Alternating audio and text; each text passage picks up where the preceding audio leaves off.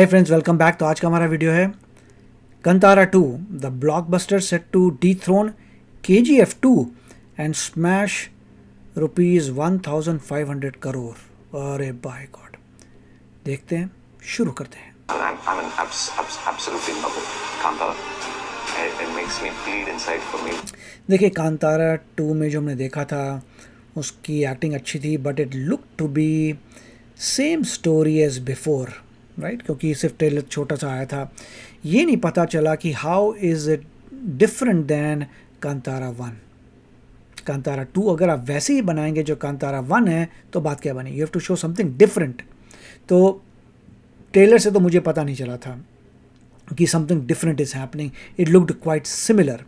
तो देखेंगे, अगर कोई थोड़े इन्फॉर्मेशन दे सकता है या जिन्होंने मूवी देखी होगी उससे पता करना पड़ेगा कि क्या ये Kantara 2 is different than Kantara 1, change है स्टोरी में, कुछ और चीज़ है, क्या है?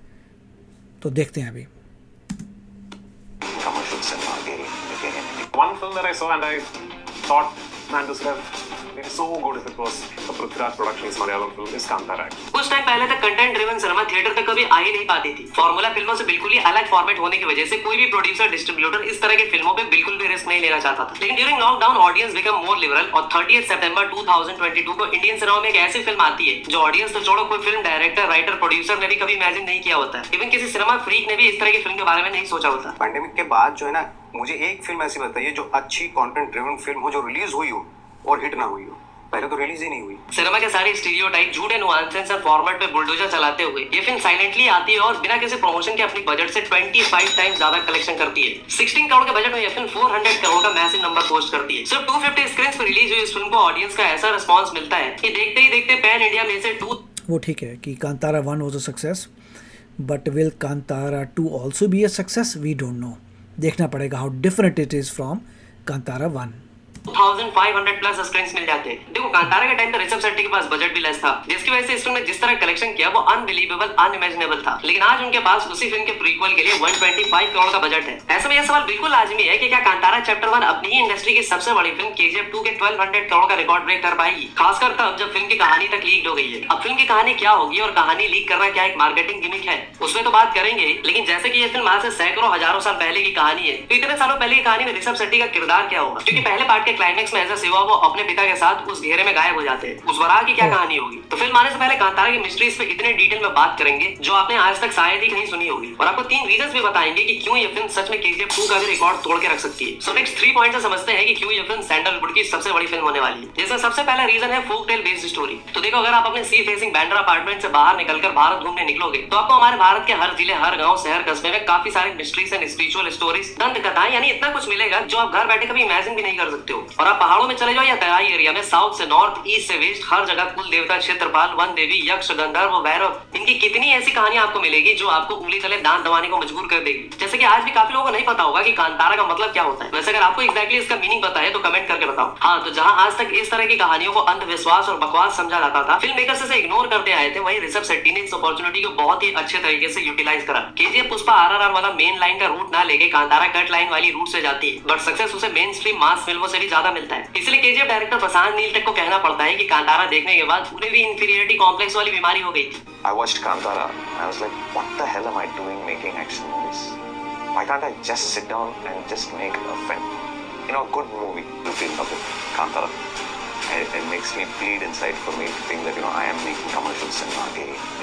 पार्ट 1 में पैन इंडिया ऑडियंस इसे इसलिए भी कनेक्ट कर पाई क्योंकि फिल्म में महादेव के रेफरेंसेस थे। ऋषभ शेट्टी के कैरेक्टर का नाम शिवा होना, उसके घर का नाम कैलाश होना, पूरी फिल्म में उन्हें महादेव की तरह डिस्ट्रॉयर और प्रोटेक्टर दोनों दिखाना। जैसे कि फिल्म के पहले पार्ट में बंदा सबको मारता है, जुआ खेलता है, नशे करता है, वही बंदा फिल्म के सेकंड पार्ट में सबका प्रोटेक्टर कैसे बन जाता है। यही बात हमें महादेव की क्वालिटीज दिखाती है। और लास्ट का वो क्लाइमेक्स वाला सीन फिल्म की सबसे बड़ी USP होती है, और आज तक लोगों में यही सीन फिल्म की क्यूरियोसिटी को बनाए रखती है। लेकिन अब एक अमेरिकन टिकटिंग साइट पे फिल्म की स्टोरी तक लीक कर दी गई है, और ऐसा कहा जा रहा है कि फिल्म की कहानी 300 ईस्वी के कदम वंश के समय पर आधारित होगी। कांतारा चैप्टर 1 यानी कि कांतारा का प्रीक्वल ऑडियंस को इन्हीं जंगलों की मिस्टीरियस कहानी दिखाएगी, जहाँ पे दैव शक्तियां जागती है और दैव परंपरा की नींव रखी जाती है। ऋषभ शेट्टी के लिए ऐसा कहा जा रहा है कि फिल्म में वो एक नागा साधु के कैरेक्टर में दिखने वाले हैं, जो कि काफी नूग्र नागा साधु होंगे, एक ऐसा योद्धा जो इंसानों और देव शक्तियों के बीच एक ब्रिज का काम करेगा। कांतारा चैप्टर 1 हमें प्राचीन परंपराएं, अलौकिक शक्तियां और जनजातीय संघर्ष का एक ऐसा सिनेमैटिक एक्सपीरियंस दिखाएगी जो आज तक शायद इंडियन सिनेमा में पहले नहीं हुआ है। और देखो, कई बार प्रीक्वल्स एंड सीक्वल्स में ऑडियंस जो एक्सपेक्ट करके घर से थिएटर जाती है वो उन्हें मिलता नहीं। जैसे कि अभी रिसेंटली आई मोहनलाल वाली लूसीफर की सीक्वल इम्पुरानी आप देख लो। लेकिन जो फिल्म ऑडियंस के एक्सपेक्टेशंस फिल्म को लेकर बनी थ्योरीज एंड ऑडियंस की क्यूरियोसिटी को ध्यान में रखते हुए सेम स्टोरी को आगे बढ़ाती है, उसका सीक्वल दबा के नंबर्स पोस्ट करते हैं। फिर चाहे वो बाहुबली 2 के कटप्पा वाली मिस्ट्री से पर्दा उठाना हो, पुष्पा 2 में सेम स्टोरी को और भी ग्रैंडुअर तरीके से दिखाना हो, या फिर केजीएफ 1 में गरुड़ा को मारने के बाद चैप्टर 2 में स्टोरी को वहीं से कंटिन्यू करना। कांतारा को लेकर बात करें तो फिल्म को लेकर जो सबसे बड़ी क्यूरियोसिटी थी, सबसे बड़ा सवाल जो था वो था उस वराह और पंचुरली भगवान की स्टोरी। अब क्योंकि ये फिल्म एक कहानी ना होकर एक एक्चुअल स्टोरी है जो कि कर्नाटका और केरला के कुछ पार्ट्स में काफी प्रचलित है, इसलिए मेकर्स इसे बहुत ज्यादा छेड़छाड़ नहीं कर सकते। सो while researching about the film मुझे प्रणब गोवेकर का एक आर्टिकल मिला, the divine deities from Kantara, जिसको मैंने जब क्लोजली पढ़ा तो मुझे पंचुरली भगवान की स्टोरी के साथ साथ ये भी पता चला कि साउथ में एक नहीं बल्कि काफी सारे दैव्स हैं। और अब जो मैं बताने वाला हूँ उसे जानकर आपको भी गूज़बम्प्स आ जाएगा। तो आपको याद ही होगा कांतारा में हमें दो दैव यानी कि पंचुरली और गुलिका भगवान का नाम सुनने को मिलता है। और पंचुरली देव की कहानी दंत कथाओं में कुछ ऐसी है कि जंगली सुअर शिव और पार्वती के आनंद वन में उनकी पूजा करते हुए मारा जाता है, जिनके बच्चों को माँ पार्वती अपने बच्चों की तरह ले आती है। लेकिन वो छोटा जंगली सुअर या वरा जब थोड़ा बड़ा होता है तो वो काफी उग्र और शरारती हो जाता है, जिसकी वजह से वो महादेव की तपस्या में विघ्न डालता है, ऊपर से पूरे वन का विनाश कर देता है। जिससे क्रोध में आकर महादेव उसका वध करने ही वाले होते हैं कि माँ पार्वती उसे बचा लेती है और उन्हें पृथ्वी पर भेज देती है महादेव के भक्तों की रक्षा करने के लिए और उनसे ट्रिब्यूट पाने के लिए। इसलिए अगर आप कांतारा ट्रेलर को ध्यान से देखोगे तो आपको एक एस्ट्रॉइड आकर गिरता हुआ दिखेगा, जिसके बाद एक बच्चा दिखाया जाता है जिसकी रक्षा खुद एक बाघ कर रहा है। एंड मोस्ट प्रोबेबली ये माँ भगवती का वाहन है, उनका सेवक है जो पंचुरली की रक्षा कर रहे हैं। वही दूसरी तरफ कांतारा चैप्टर 1 के ट्रेलर में गुलिका भगवान का भी रेफरेंस देखने को मिलता है। लेकिन उससे पहले आपको उनकी कथा बताता हूँ। तो गुलिका देव की कथा भी शिव पार्वती से ही रिलेटेड है, जहाँ ऐसा कहा जाता है कि पार्वती जी को राख से एक पत्थर मिलता है और जब उस पत्थर को शिव पानी में फेंकते हैं तो गुलिका का जन्म होता है। पहले उन्हें भगवान नारायण की सेवा में भेजा जाता है, लेकिन उनके विनाशकारी स्वभाव की वजह से फिर उन्हें पृथ्वी भेज दिया जाता है। कथा ऐसी भी है कि पंचुरली और गुलिका दोनों का एक महायुद्ध भी होता है, लेकिन माँ दुर्गा के इंटरवेंशन के बाद गुलिका पंचुरली के ही भक्त बन जाते हैं और उनके आगे अनुसार काम करते हैं और इसीलिए दोनों दैव की पूजा एक साथ में की जाती है। कॉपीराइट इश्यूज की वजह से ट्रेलर नहीं दिखा सकता, लेकिन कांतारा चैप्टर 1 के ट्रेलर में ही आपको गुलिका का भी रेफरेंस देखने को मिलता है। अगर आप 0.17 सेकंड पे जाओगे तो आपको पानी में पत्थर वाला रेफरेंस देखने को मिलेगा। तो मुझे लगता है कि कांतारा चैप्टर 1 की स्टोरी रिवील करना भी एक बहुत बड़ी मार्केटिंग स्ट्रेटेजी है, जिससे लोग इस कहानी को जानने में और भी ज्यादा इंटरेस्टेड हो, क्यूरियस हो, उसे बिग स्क्रीन पे देखने के लिए उतावले हो जाए। जैसे मुझे लगता है कि ऋषभ शेट्टी ने एक बहुत सही दाव खेला है। बट पंचुरली और गुलिका के अलावा दूसरे देवों का भी वर्णन मिलता है, जैसे कि बोवारिया, पिलीपोटा, कालाकूडा, कालापुर्ती, पिली चामुंडी, कोटी चेन्नैया, और शायद से इनकी कथाएं हमें फ्यूचर में कांतारा सीरीज में देखने को मिले। और इन कथाओं के इम्पैक्ट को लेकर ऋषभ शेट्टी ने खुद ही कहा था कि फर्स्ट पार्ट में हमारे फिल्म के कास्ट को इसमें ज्यादा विश्वास नहीं था, लेकिन फिल्म के अंत तक सब मंदिर जाते दिखे थे। सो एक बार शुरू किया,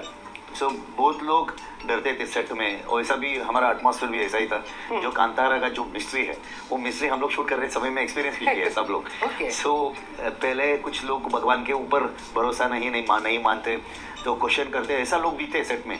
सिनेमा शूटिंग खत्म करके बाहर आने पैकअप करके आने समय में सब लोग उधर आजू बाजू में कौन सा टेम्पल है, सब लोग उधर जाके प्रे करते थे भगवान का प्रसाद लेके सेट पर आते थे।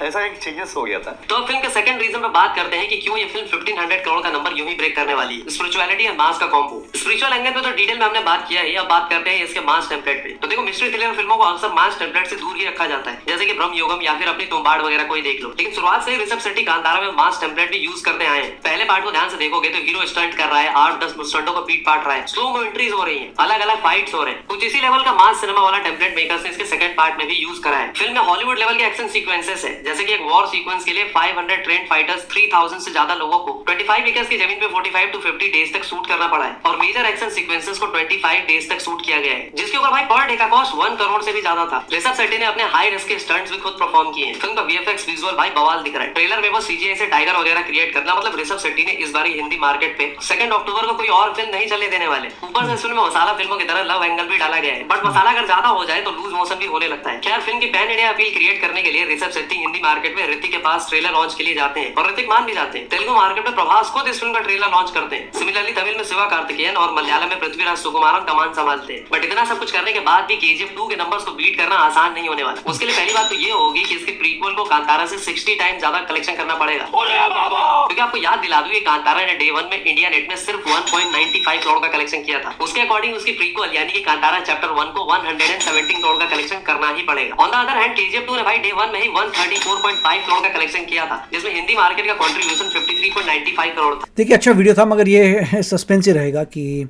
कांतारा पार्ट 1 चैप्टर 1 जो है सक्सेसफुल होती है कि नहीं होती, अर्थात कांतारा 2। क्योंकि कांतारा 1 जो थी, पहले कांतारा आई थी, that was a hit, that is correct.